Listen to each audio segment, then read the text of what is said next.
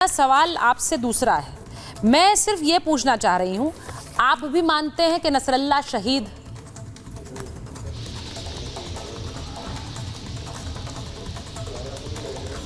देखिए, आपको मालूम होना चाहिए कि हमारे में शहीद जिसको कहलाया जाता है उसका दर्जा क्या होता है। लेकिन लार्जली आपको देखना ये पड़ेगा कि वो एक आलमी दीन था, और जो भी कोई इसराइल के ख़िलाफ़ फ़लस्तीन के हक़ में बात करेगा, और उसके साथ साथ अगर ईरान एक इस्लामी जमहूरिया है, फ़लस्तीन के हवाले से या ईरान के अपने मुल्क के हवाले से कोई भी बात आती है, तो पूरे इस्लामी वर्ल्ड में और ख़ास तौर हिंदुस्तान में जम्मू कश्मीर के मुसलमान का उस पर उसका असर ज़रूर होगा और रिएक्शन होगा। और मुझे लगता है कि वही वजह है कि जो हसन नसरुल्लाह की बात है, वो इसीलिए आप देखोगे हिंदुस्तान में भी कई रियासतों में और ख़ास तौर जम्मू कश्मीर में आप देखोगे कि उनके हक़ में नाराबाजी हो रही है या प्रोटेस्ट हो रहा है। वो इसीलिए है कि ईरान का कश्मीर पर या मुस्लिम वर्ल्ड पर एज अ होल, और ख़ास तौर कश्मीर जम्मू कश्मीर के मुसलमानों पर उसका इफ़ेक्ट हो जाएगा। और अगर ऐसी कुछ भी डेवलपमेंट होती है फ़लस्तीन के हवाले से या ईरान के हवाले से, बड़ा सिंपल था, आपके लिए भी नसरल्ला शहीद ज़रूर असर हो जाएगा। सवाल ये था, हो जाएगा, आगे भी हो जाएगा। क्या नसरल्ला शहीद है? नहीं, उसका डेफिनेशन तो मैं नहीं कह सकता। नहीं, मैं उसका डेफिनेशन बहुत बड़ी होती है, उसका डेफिनेशन मैं नहीं दे सकता, क्योंकि शहीद किसी को कहलाना ये कोई छोटी बात नहीं होती है। वो तो अल्लाह ताला बेहतर जानता है कि क्या हाल है क्या नहीं हाल है।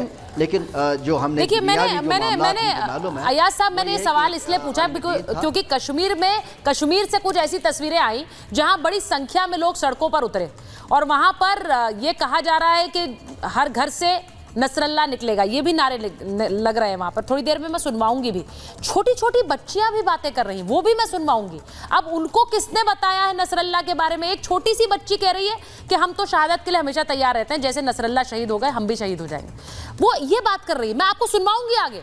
अब मेरा सवाल ये है कि महबूबा मुफ्ती ने प्रचार टाल दिया, उन्होंने कहा प्रचार टाल दिया। बहुत से लोग आरोप लगा रहे हैं भाई कि वोट है, इस प्रचार टालने के पीछे वोट है, शिया वोट चाहिए, इसीलिए प्रचार डाल रही हैं। उन्हें क्या सहानुभूति है नसरल्ला से भाई? नहीं, सही बात, ये भी बात हो सकती है कि उनकी सियासत इसमें आ सकती है, वो माना जाएगा। लेकिन अगर आप बड़े पैमाने पर देखोगे, एक सेंटिमेंट जुड़ा हुआ है ईरान के साथ और फ़लस्तीन के साथ मुसलमानों का, और कहीं भी अगर कोई ऐसी बात वारदात ऐसी वहाँ होती है तो उसका असर ज़रूर होगा, और उसकी रिएक्शन ऐसे में जैसे आप दिख रहे हो ऐसे में हो जाएगी। अलबत्ता जहाँ तक मुफ्ती का ताल्लुक है, हो सकता है उसमें सियासत भी है, उससे भी इनकार नहीं किया जा सकता। नहीं तो आज ही वोटिंग के दरमियान ये बात क्यों आती? इससे पहले भी बहुत सारे मामला हो चुके हैं। ये माना जाता है कि उसमें सियासत भी हो, उसे इनकार नहीं किया जा सकता। उन्होंने एक कैंपेन भी बंद कर दिया, that we can not deny, but to say कि इसका असर नहीं होगा, वो मानना सही नहीं है। इसका ज़रूर असर होगा, ख़ास तौर जम्मू कश्मीर के मुसलमानों पर इसका असर होगा, और उसका वो रिएक्ट करेंगे। अच्छा, आप जो ये बात कह रहे हैं, आप ये जो बात कह रहे हैं, मैंने कुछ बुनियादी सवाल, जरा सवाल पर ही आप स्क्रीन पर चला सकते हैं। मेरे कुछ बुनियादी सवाल हैं जिन पर आज ये महाभारत की बहस हो रही है। अब यहाँ तारिक साहब बैठे हुए हैं, तारिक साहब तो लखनऊ से आते हैं, तो इसीलिए उनके पास एक बार जाती हूँ, उसके बाद आचार्य जी आपके पास भी आऊंगी। तारिक साहब, जरा आप बताइए, लखनऊ से ये तस्वीरें आई, अब एक बड़ा सा पोस्टर लग गया है नसरल्ला का वहां पर इमामबाड़े वाले इलाके में, वो तस्वीरें भी मैंने अपने दर्शकों को दिखाई हैं। सवाल ये है कि बहुत से लोग ये कहते हैं कि भाई नसरल्ला ने अच्छा किया, वो गाजा के लिए लड़ाई लड़ रहा था, इसीलिए उसे शहीद माना जाता है।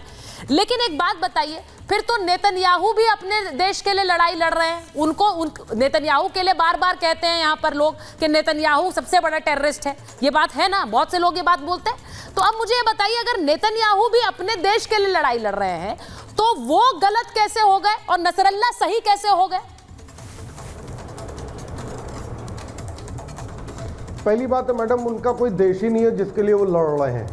पहली बात तो ये अपने आप को करेक्ट करिएगा, और जो बात चल रही है यूनाइटेड नेशंस में उसको भी गौर करिएगा, मैं अपनी बात नहीं कर रहा हूँ। दूसरा, रही शहीद के दर्जे की बात, तो इस्लाम में जो शहीद का दर्जा होता है वो 4-5 चीज़ों पे होता है कि आप प्लेग से, बीमारी से, मतलब पेट की बीमारी से, या डूबने से मर गए, या चाइल्ड बर्थ में लेडी मर गई, या बिल्डिंग कोलैप्स हो गई तब मर गई, या अपनी प्रॉपर्टी बचाते हुए मर गए, या अपनी फैमिली और अपने रिलीजन को बचाते हुए मर गए, तो उनको शहीद कहा जाता है। अब ये नसरुल्लाह साहब कैसे मरे मुझे तो जानकारी नहीं है कि ये कैसे मरे हैं, ये क्या डिफेंड कर रहे थे ये भी मुझे जानकारी नहीं। लोग कहते हैं कि ये वो फिलिस्तीन को डिफेंड कर रहे थे, हो सकता है करते हो।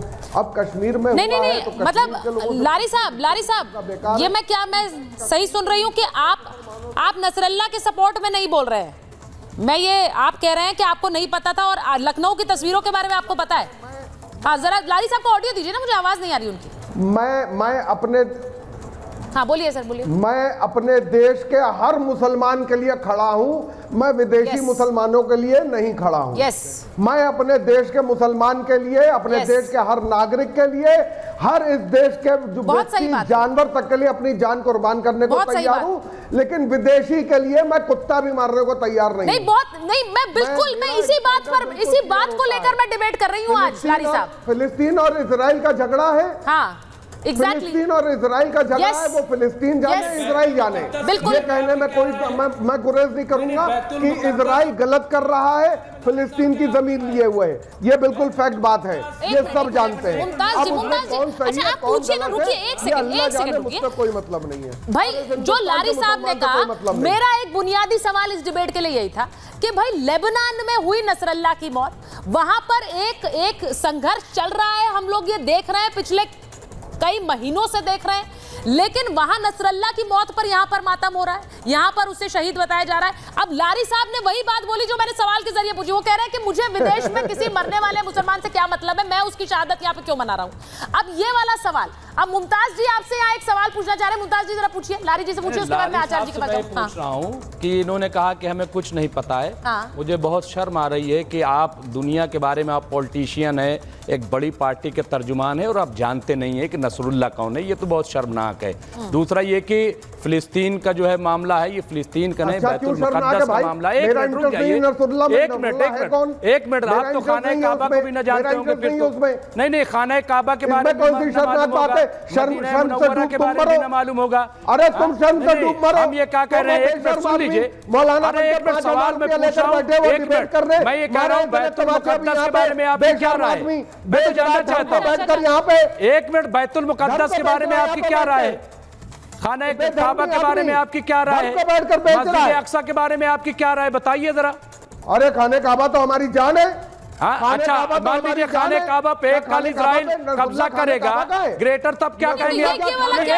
नहीं, मुमताज जी ये क्या डर है भाई? ये वाला आप तो नेता की तरह बात कर रहे हैं, आप तो नेता की तरह बात कर रहे हैं। आप बताइए, मुमताज जी प्लीज होल्ड। कौन बोल रहा है तो देखूं मैं। एक मिनट कौन मुल्ला बोल रहा है? आप लोग प्लीज, कौन मुल्ला बोल रहा है? मुल्ला। लारी साहब का ऑडियो बंद करिए। मैं एक चीज बोल रही हूँ, मैं एक मिनट, नहीं मुमताज जी रुक जाइए, मैं आपका भी